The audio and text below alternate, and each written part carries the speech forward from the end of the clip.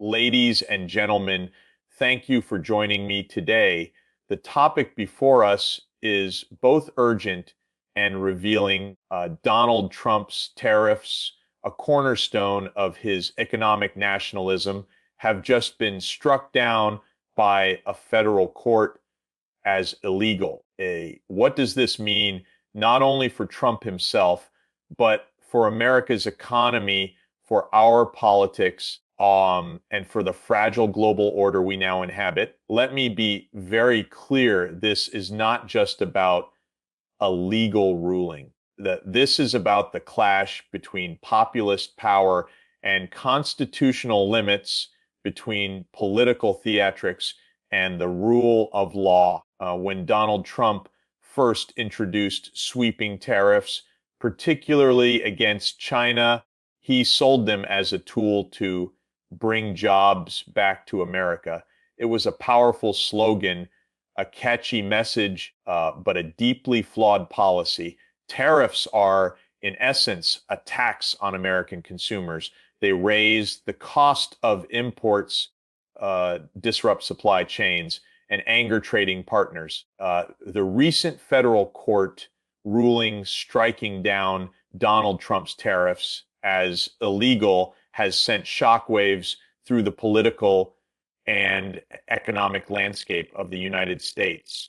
For years, tariffs were a cornerstone of Trump's populist economic strategy, symbolizing his promise to put America first by shielding domestic industries from what he described as unfair foreign competition. But now, with a decisive legal judgment, that pillar has not only been cracked, it has been dismantled. And the question that lingers is this: what does it mean when one of the most visible policies of a former president is ruled unlawful by the very system he once swore to uphold? To understand the gravity of this decision, one must first recall how central tariffs were to Trump's political persona.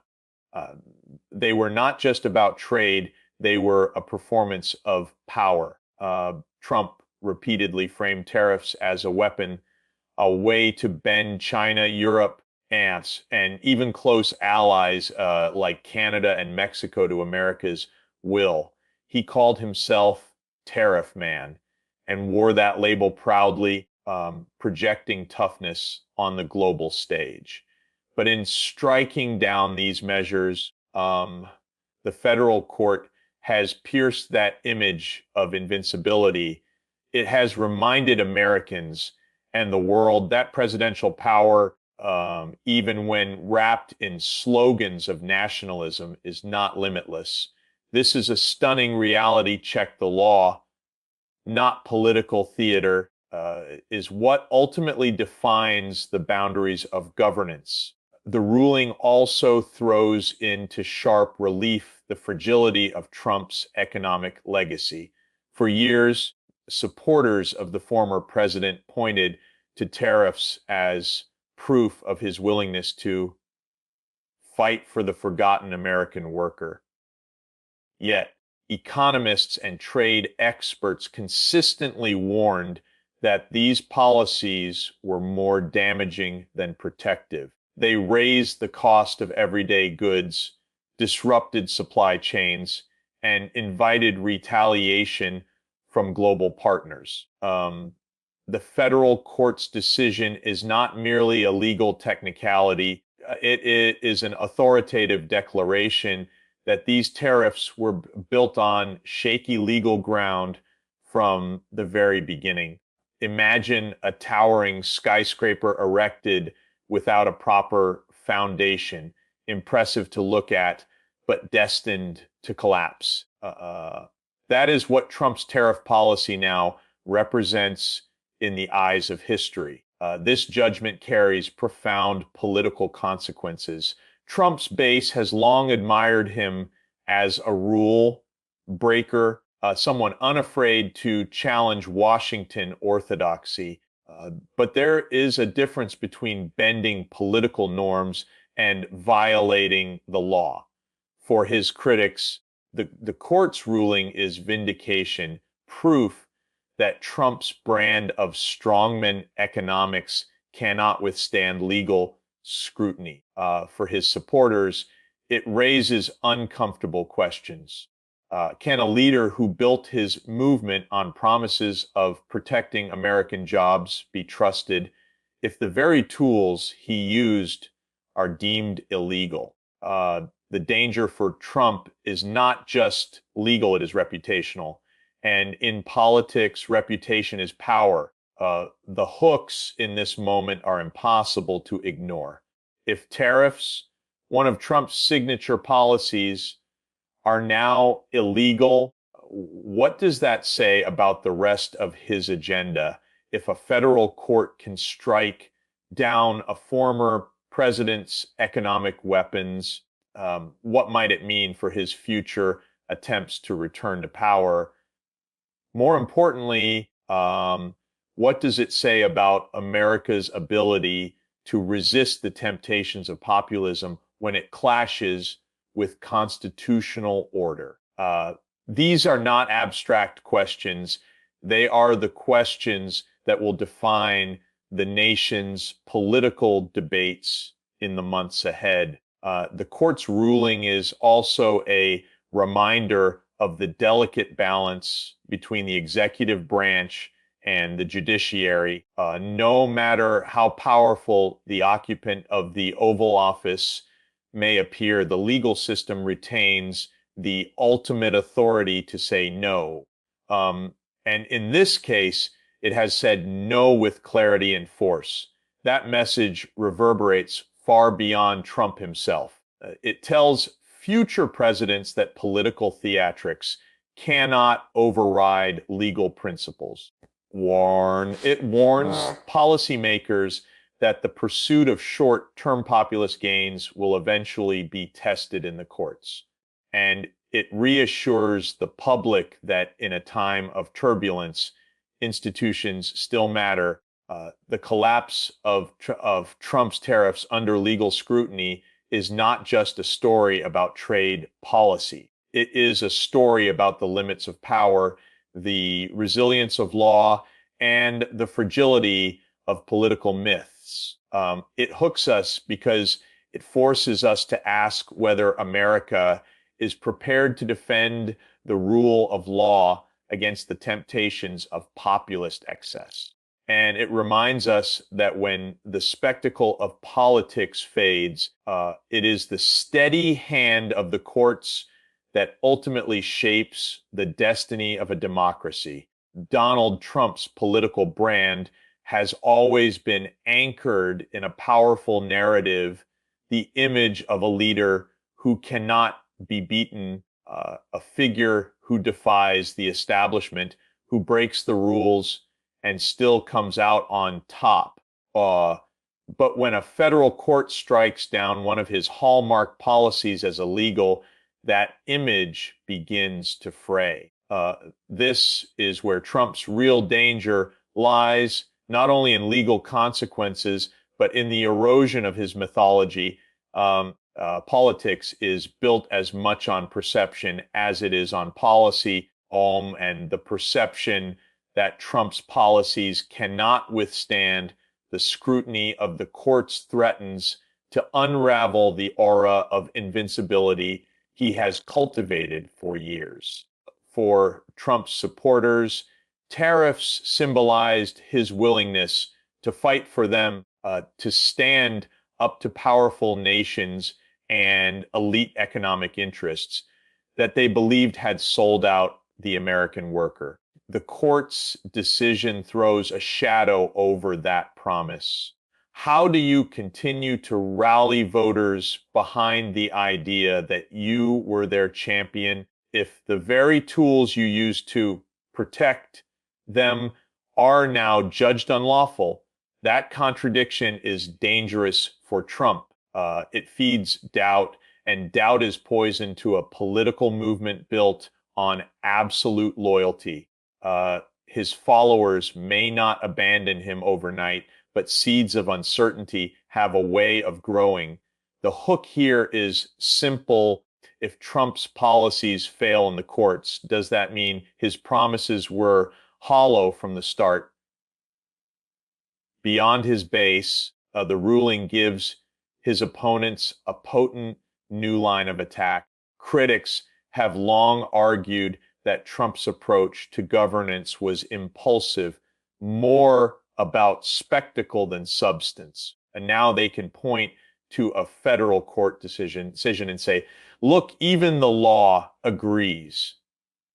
His policies were not just misguided, they were illegal. This reinforces a narrative of recklessness, one that paints Trump as a man who thrives on bluster but falters when faced with the guardrails of democracy. That narrative, repeated often enough, can shift the political battleground. In politics, perception of competence is everything, and Trump now risks being framed not as the strongman, but as the failed experiment. What makes this ruling especially perilous is its timing at a moment when Trump is seeking to reassert his dominance over the Republican Party and position himself for a return to the White House. Legal setbacks threaten to undercut the very momentum he needs. Campaigns are fueled by energy, by the sense that a candidate represents forward motion.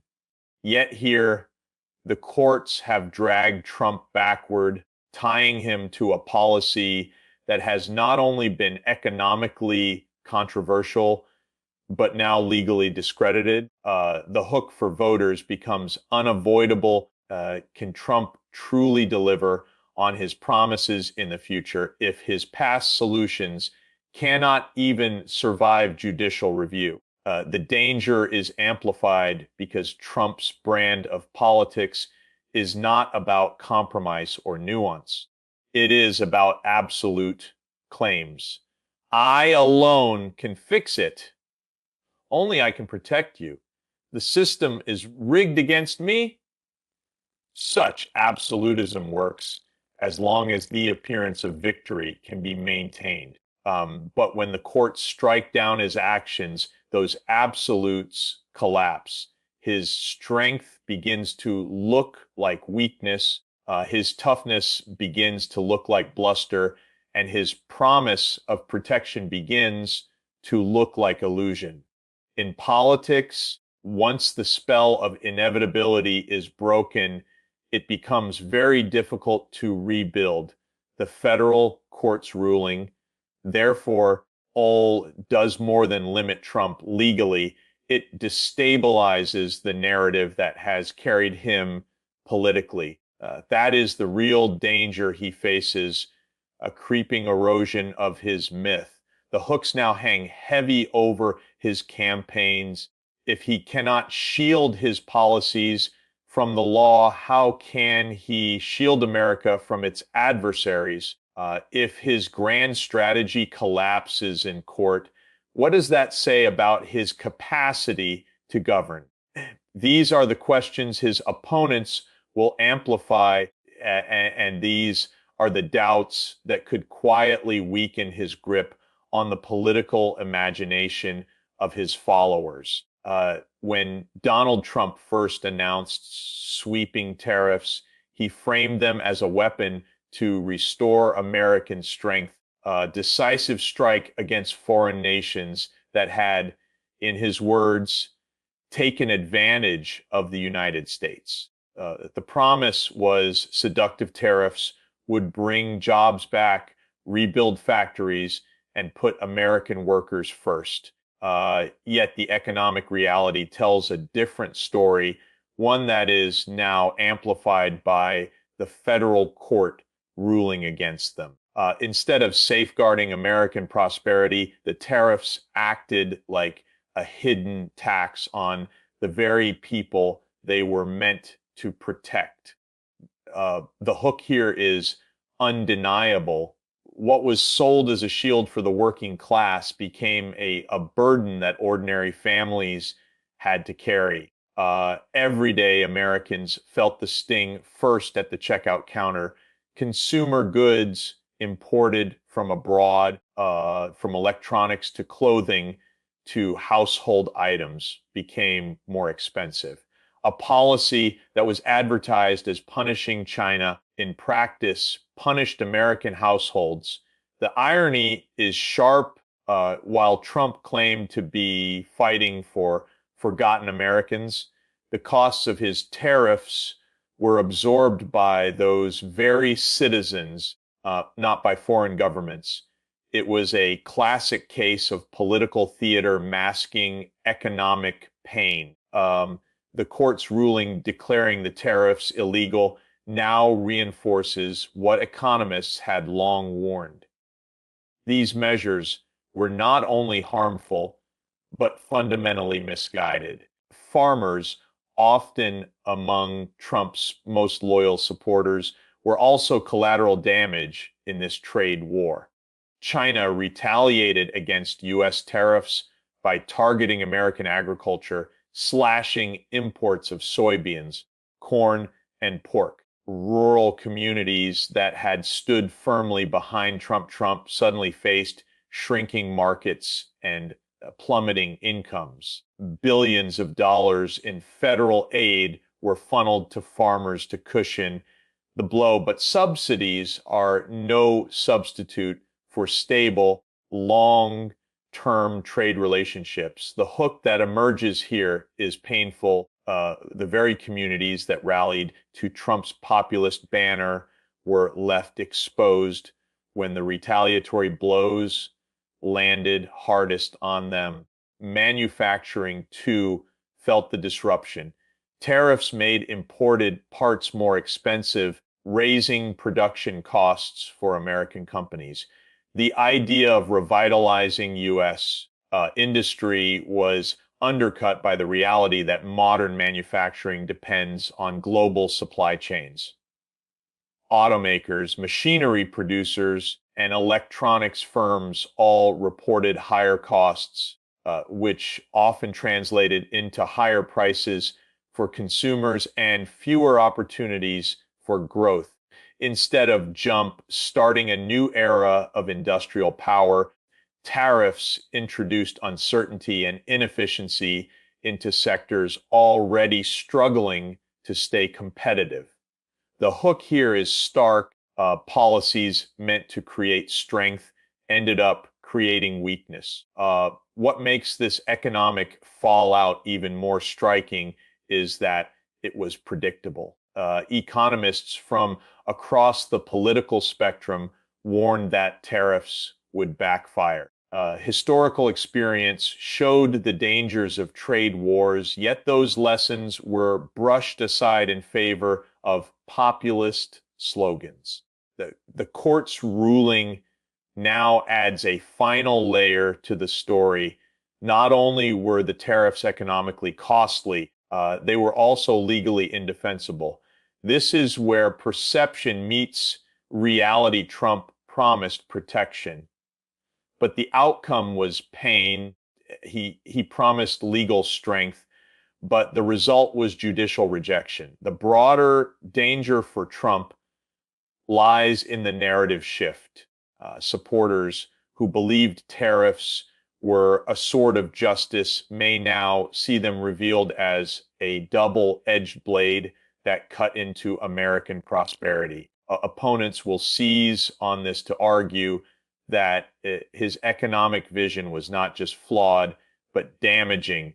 The hook that lingers over the political debate is unavoidable. If tariffs were his answer to America's economic woes, and they failed both in practice and in court, what credibility does he have left on economic leadership? When Donald Trump launched his tariff campaign, he presented it as a unilateral show of strength, insisting that foreign nations would yield to American pressure. What he failed to account for, however, was the certainty of retaliation. The global economy does not operate in isolation. Every action sparks a reaction, and Trump's tariffs triggered a wave of countermeasures that reverberated across the world. China, the European Union, Canada, and Mexico did not sit idly by. They struck back with their own tariffs, targeting American exports in industries that mattered most politically. The hook here is striking. The supposed act of punishing America's rivals ended up hurting America's own heartland. Nowhere was this more evident than in agriculture. China, the world's largest buyer of U.S. soybeans, cut its purchases dramatically, striking at the livelihood of Midwestern farmers. Products like corn, pork, and dairy also became casualties of the trade war as foreign markets closed their doors to American goods. For communities that had long felt ignored and believed Trump was finally their champion, the impact was devastating. Billions of dollars in emergency aid were sent to farmers, but aid checks are no substitute for lasting markets. Once trust is broken and trading partners find new suppliers, those relationships do not return easily. The irony is inescapable. Tariffs meant to assert America's strength weakened the very communities that placed their faith in Trump's promise. The European Union responded in its own strategic fashion. Tariffs were placed on iconic American products such as Bourbon, Harley Davidson motorcycles, and blue jeans. These were not random choices. They were politically calculated to pressure U.S. industries with symbolic value, sending a message that Europe would not be intimidated. Canada and Mexico, America's closest trading partners, also responded in kind, striking against U.S. steel, aluminum, and agricultural products. The backlash was not just economic, it was diplomatic. America's credibility as a reliable partner eroded, and allies who had long stood beside the United States began to view it more as an adversary than a leader. The hook here is powerful. In trying to isolate rivals, Trump ended up isolating America. For global markets, the uncertainty was toxic. Businesses thrive on stability, and Trump's unpredictable tariff escalations created chaos. Supply chains were disrupted, investment slowed, and multinational companies found themselves caught in the crossfire. Stock markets reflected this turbulence, with investors unsettled by the prospect of prolonged trade wars. The image of America as the anchor of the global economy began to fade, replaced by one of unpredictability and self-inflicted harm. This is where perception matters. The world began to question not just Trump's policies, but America's role as a responsible leader in global trade. The federal court's ruling striking down these tariffs now adds a new dimension. It not only highlights the domestic illegality of Trump's trade war, but also amplifies the global embarrassment. Allies and rivals alike are reminded that America's unilateral aggression was not only economically destructive, but legally unsound.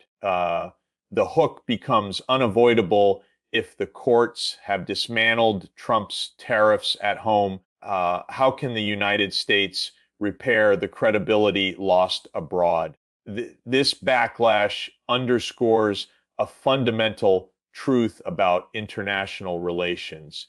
Strength is not measured in isolation, but in cooperation. Trump's tariffs sought to coerce, yet they ended up inviting retaliation.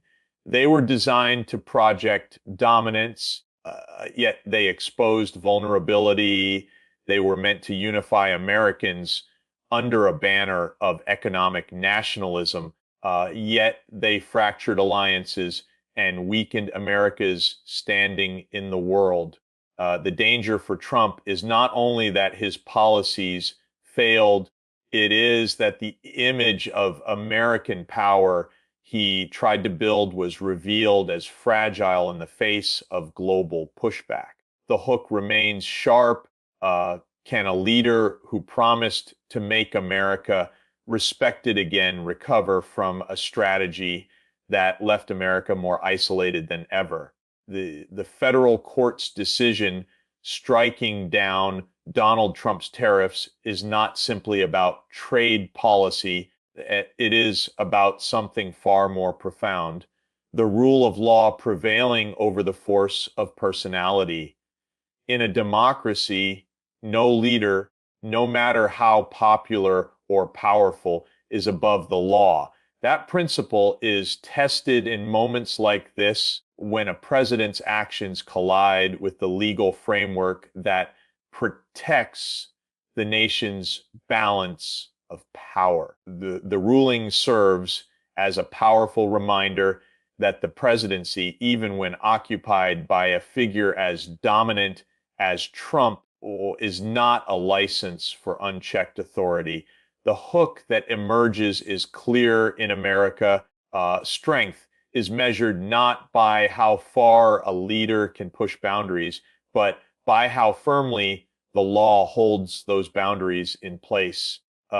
Trump often governed as if he were unconstrained, relying on the theatrics of executive power to project dominance.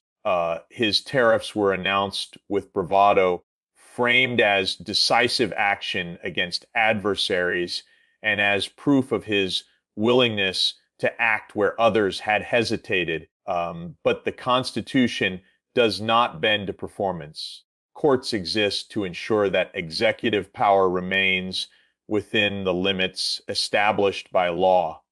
By ruling his tariffs illegal, the judiciary reaffirmed that no populist slogan, no matter how loud, can override the rule of law. This is not just a legal point. It is a political lesson that cuts directly at the core of Trump's image. The hook here is unavoidable if his signature actions cannot survive judicial scrutiny. Then how much of his claim to authority rests on illusion rather than legitimacy? The decision also reinforces the strength of American institutions in an era when they have been repeatedly tested. Trump's presidency was marked by efforts to push against institutional norms, from the independence of the Department of Justice to the neutrality of intelligence agencies. At every turn, the durability of institutions has been questioned. Yet here, with the court's ruling, we are reminded that those safeguards remain intact.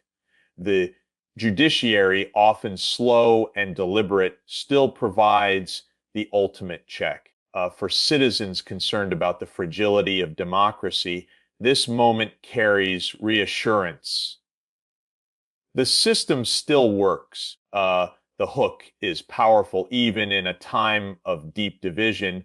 The law still has the final word. What makes this ruling especially important is its symbolic resonance. Uh, Tariffs were not some minor policy tucked away in a bureaucratic rule book. They were a defining feature of Trump's presidency. To have them declared unlawful is not only a blow to Trump personally, but also a signal to future leaders that power must be exercised within legal boundaries. It sets a precedent that executive overreach will be tested and, if necessary, overturned. That signal carries weight far beyond Trump's political fortunes. It speaks to the enduring principle that in America, it is institutions, not individuals, that ultimately govern at a time when populism is rising globally. This case resonates beyond US borders. In Hungary, Turkey, Israel, and elsewhere, strongman leaders have tested the resilience of legal systems. Some have succeeded in bending the law to their will. America's court ruling offers a counterexample, a demonstration that checks and balances can withstand the pressure of populist politics. The hook that captures this moment is international in scope in a world where strongmen thrive. America's courts have shown that the law still has teeth. For Trump, the implications are deeply personal. His political brand thrives on the appearance of invulnerability, but the law has exposed his limits. For democracy, the implications are deeply reassuring. They show that while political storms may rage, the anchor of the rule of law still holds firm. And that is the essence of this ruling. It is not only a legal verdict, but a statement about who truly governs in the United States, not the man who shouts the loudest, but the law that endures longest. The federal court's ruling against Trump's tariffs is not only a judgment on the past, but also a warning for the future. It underscores a lesson that will shape American policymaking for years to come. Populist policies that ignore legal boundaries may generate political theater, but they cannot stand the test of law. This has profound implications for how future presidents, lawmakers, and political movements will navigate the balance between ambition and legality. The hook is immediate. If even a president who claimed unmatched power could be checked, what does that mean for those who might follow his path? Tariffs were central to Trump's claim that he could act unilaterally to protect the nation. But the court's decision makes clear that trade policy, like all aspects of governance, must adhere to statutory and constitutional limits. Future leaders, no matter how bold their promises, must now recognize that bypassing legal frameworks will invite judicial intervention. This changes the political calculus. Policies crafted for short-term populist appeal must be weighed against their long-term legal sustainability. The hook here is critical in a system where courts can dismantle even the loudest declarations of power. Political leaders must decide whether they want applause today or legality tomorrow. The implications go beyond Trump's circle. Ambitious politicians on both the left and right often call for sweeping executive action to bypass gridlock in Congress. Climate policy, immigration reform, healthcare mandates, and national security measures are all areas where presidents have tested the boundaries of executive authority. That the court's ruling on tariffs sends a signal that no area is immune from scrutiny. Future administrations that attempt to expand executive power will now do so under the shadow of this case, aware that courts may step in to rein them back. The hook for voters is unavoidable. Do we want leaders who promise everything but deliver nothing because their actions cannot survive the law, or leaders who craft solutions that endure? For America's place in the global order, the decision has another layer of consequence. International partners will watch closely to see whether U.S. Policy is driven by individual whims or by stable institutions. Tariffs that once destabilized global trade are now revealed as legally unsound. The message to allies and rivals alike is that the United States, despite political turbulence, still operates under the rule of law, that ability matters in an interconnected world where trust in America has been tested. The hook here reaches beyond domestic politics.